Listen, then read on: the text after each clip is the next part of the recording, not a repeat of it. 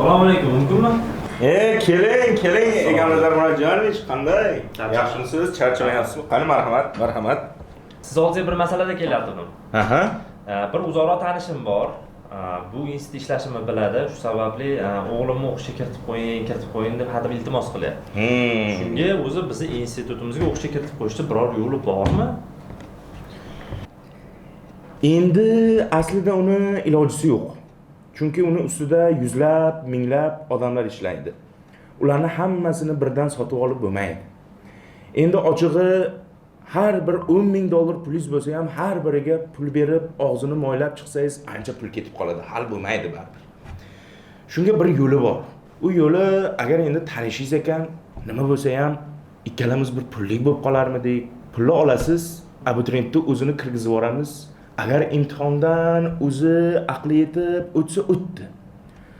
Bu bizning baxtimiz. Ha, o'tmasa bir yarmini qaytarib beramiz. Siz ham mana pullik bo'lib qolaveramiz. Nima deysiz? Pul o'zimiz yonimizda qoladigan yo'llari ham bormi? Endi boshqa yo'llari bo'lsa, boshqa yo'llari bor. Juda bo'lmasa bitta super kontraktga ilakishtirib qo'yamiz, bo'ldi. Masala hal. Agar endi uzoqroq qarindoshingiz bo'lsa, bitta yana bir yo'li bor. Pul olgandan keyin, "Men sendan pul olmaganman" deysiz. Bir nima bo'lib qolsa bo'ldi, masala hal, pul yonga qoladi. Nima deysiz? Shunaqa deng. Ko'rib turganingizdek, o'qishga pul bilan kirishning imkoni yo'q. Gumonlanuvchi aytganidek, o'qishga kiritib qo'yish uchun minglab odamlarni, hattoki butun boshli tizimni og'zini moylash kerak.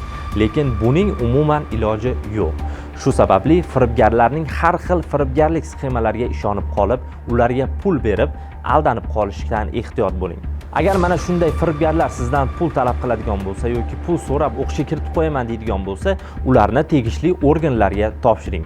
Chunki bunday insonlarning joyi oliy ta'limda emas, tergov izolyatorida.